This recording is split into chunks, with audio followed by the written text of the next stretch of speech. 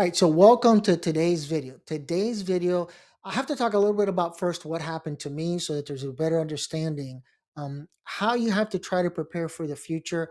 I know it's kind of looking into the crystal ball and trying to figure the stuff out, but let me backtrack here. A friend of mine, electrical engineer, once told me that when they're doing projects, they have something that they call the X factor. And basically, what could go wrong will. Murphy's Law, right? That was given to me by a gift by my cousin when I graduated from law school. So, um, as much as I thought I was prepared, things happen.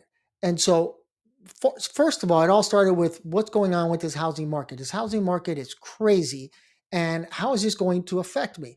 I was in my 30s back then, so I started doing research, and I was like, why is everybody getting approved for a loan? This can't be good.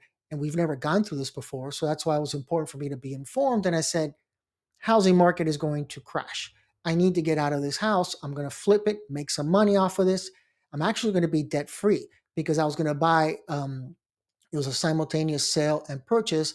I was going to buy this townhome, maybe a mile or two away, beautiful townhome.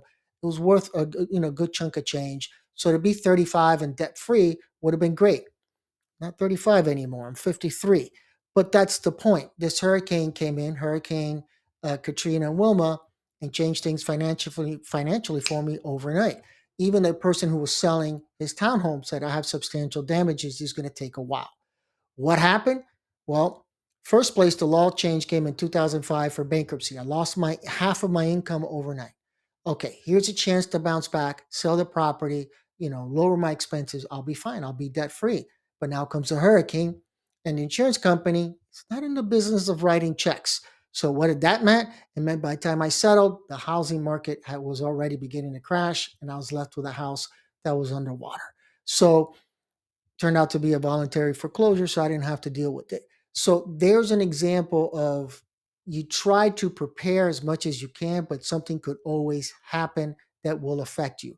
So why am I talking about this now?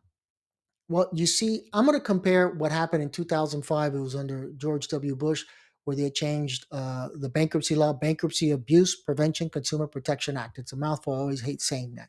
Most lawyers just say BACPA, even though that's not a correct pronunciation of the acronym either. But it's coming with these not only tariffs, and I've written plenty of articles and videos on that issue. You could just search it on my blog or on my YouTube channel. Just do a search, but also the issue now of this trade war with Canada, where it continues to escalate. So now, one little slight change is if you're a Canadian and you're coming to the US, you have to register after if you're going to be here more than 30 days. That never used to happen. I know this because I'm from Miami, and the golf course I used to play there all the time was full of Canadians during this time, during the spring, where they would stay there for months at a time. I was looking to buy home for a home that didn't get in the housing crash, but I was looking to buy a home in Naples, Florida, and actually relocate there. I was looking for a slower lifestyle, right? And I still was going to practice in Miami. I had a lot of clients there, but I'll just shrink my office and then open up a bigger one in Naples. Again, now it's part of the master plan, right? The X factor changed all that, but there were times, I would say October, I think it's October 1st, literally through March 1st, where Naples becomes like Miami. Why? Because all the Canadians are down there and they rent for 5, 6 months at a time, and they're playing golf every day and they're having a good time and everything else. I remember one day I went to the golf course there, the Lee Trevino golf course. And when I walked in, I told the kid working at the pro shop, I said, "Oh, wait a minute, what's going on? Am I here doing?" I was traveling back from Orlando, I think, and I said, "Let me stop." Me and my wife wanted to stop and play around the golf. So he says, "No, they left." And I said, "Today, right? It's March 1st." He goes, "Yeah." He goes, "It's like clockwork. It's amazing. It's like they all disappear." It's a strange thing, right? Literally, they don't stay a day over. I have neighbors who are like that, that they leave and come back on the same time every year. It's always on a Friday and stuff like that. So whatever, you get older, you get stuck in your ways. But imagine for years and years and years having your home rented out to the same tenants who come and rent it out for 6 months out of the year. The other 6 months, you can do 1 month rentals or use it yourself, whatever you want to do. All that is in jeopardy now. And that's why I keep saying this snowball effect. Anything could happen that could trigger and will affect you personally. So if you say, well, I don't have property in Naples, what do I care? Do you have a business in Naples? Do you work for a business in Naples? If the Canadians are boycotting travel to the US, which why wouldn't they, right? That's going to be less revenue coming into Naples during that time of year. Naples could use that money. They definitely depend on snowbirds. It's not like Miami where you have 4 million people. To have a large segment of the population not come for 6 months is going to affect the golf course revenue. You work on a golf course, you see how it affects you. If you work at the stores, the restaurants, everything, it's just go down the line, the snowball effect.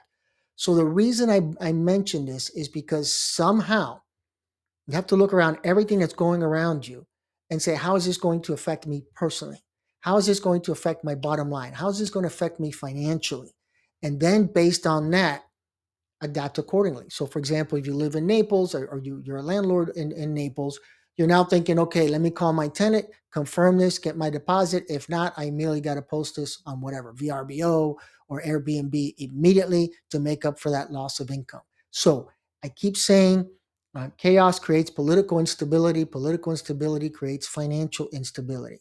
Chaos and politics aside, we care about that stuff, but we don't care about that stuff because we care more about our pocketbooks. And there's nothing wrong with that. You work hard for what you have, but you can see how something so simple, something you literally have no control over, could affect you financially and could be devastating. Me and the hurricane, right? And now you see how this could potentially affect Naples and wherever else the Canadians come in. Like I said, I know they used to play at a golf course all the time in Miami that I was at, but definitely Naples. They used to visit, I think, more Miami and eventually, went west and started hanging out in Naples. But all these little things could affect you financially. So analyze your situation. Look around. Do I have a business that could be hit by a tariff? Even if I don't, how would this affect me indirectly? What is that X factor? When you figure that out, it's not going to be 100%, right? Mother Nature beat me last time. But once you can figure that out, you can reduce your losses and adapt to a situation. Businesses constantly have to adapt, and this is another situation where you're facing those issues. All right. Any questions or comments, post in the comment section below. Feel very free. It's free, as a matter of fact, to like and subscribe my videos. I have more videos coming out this week. So take care of yourselves. I hope you enjoy my channel. Any questions or comments, post them in the comment section below. Take care.